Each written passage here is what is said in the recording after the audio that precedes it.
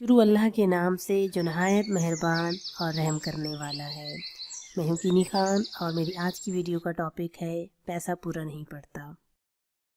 पैसा पूरा नहीं पड़ता, हम क्या करें, उधार भी है और अखराजात भी बहुत हैं। ये सवाल आए रोज़ सुनने में आता है और ये मसला तकरीबन हर एक के साथ ही है कि मेरा पैसा पूरा नहीं पड़ता। तो सोचा आज इस पर एक छोटी सी वीडियो बना ली जाए। हो सकता है मेरी ये वीडियो मेरे व्यूअर्स के काम आ जाए। तो आइए अपनी वीडियो की तरफ चलते हैं। इस वीडियो में मैं आपके साथ वो बातें शेयर करूंगी जो तजर्बा शुदा हैं। अगर आप लोगों के साथ भी यही मसला है कि आप लोगों का पैसा पूरा नहीं पड़ता तो ये वीडियो आप सबके लिए है।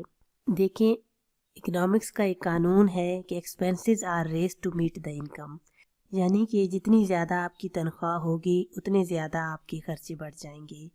आप 1000 रुपया कमाते हैं तो बच्चा आपका किसी गवर्नमेंट स्कूल में जाता है। अगर आप लाखों में कमाते हैं तो बच्चा आपका किसी अच्छे प्राइवेट स्कूल में जाता है। आप बसों में सफ़र करते हैं, बामुकाबला आप जहाज़ में सफ़र करते हैं। आप टैक्सी में जाते हैं, बामुकाबला आप एक अच्छी पराठों में सफ़र करते हैं। खर्चे आपके बढ़ते चले जाते हैं, बचता कुछ नहीं। जो आदमी 40,000 कमा रहा है उसका पैसा भी नहीं बचता और जो 40 लाख कमा रहा है उसका भी नहीं बचता। आपने बचत करनी है।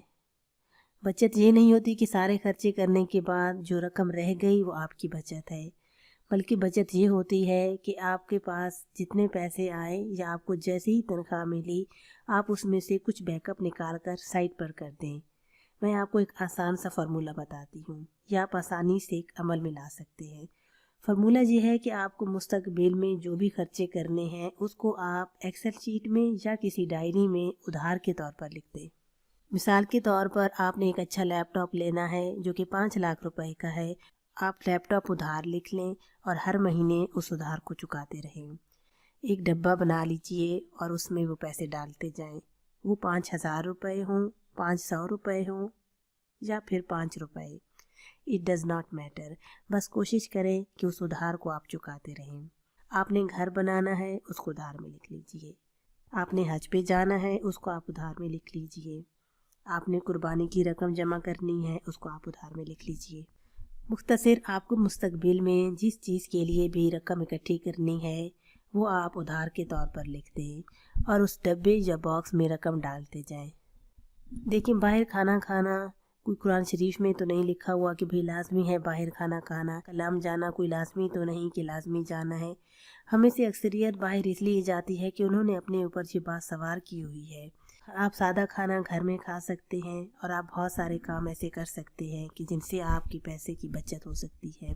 ये पैसा पूरा नहीं पड़ता, आपका ये रोना पूरी ज़िंदगी रहेगा और ये रोना हर एक के साथ है। जो शख्स अमेरिका में डॉलर कमा रहा है उसका भी यही मसला है, तो जो शख्स पॉन्ड्स में कमा रहा है वो भी यही शिकायत करते नज़र आता है।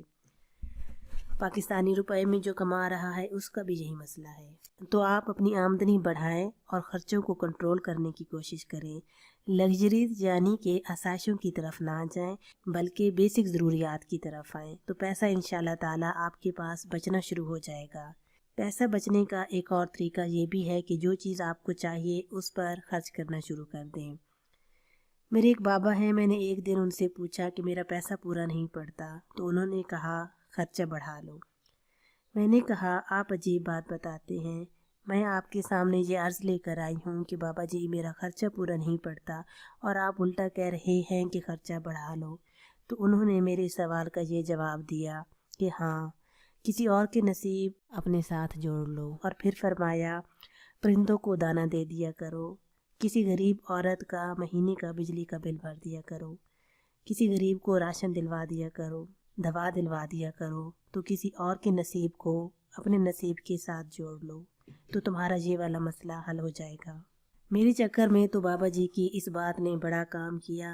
आप भी ट्राई करें। तो कोशिश करें कि अपनी स्किल्स को बढ़ाएं। इस तरह आपकी आमदनी के ज़राए बढ़ेंगे और जो भी आप खर्चे मुस्तकबिल में करना चाहते हैं उसको आज ही से उधार में लिखना शुरू कर दें और उसमें हल्का हल्का कंट्रीब्यूट करते जाएं। और सबसे आखिरी बात कि किसी का नसीब अपने नसीब से जोड़ दें। मेरी बातें सुनने का बहुत शुक्रिया। अल्लाह करे मेरी बातें آپ کے دلوں میں گھر کر جائیں اور آپ کے کام آئیں۔ زندگی نے وفا کی تو پھر ملیں گے، تب تک کے لیے جہاں رہیں خوش رہیں، رب رکھا۔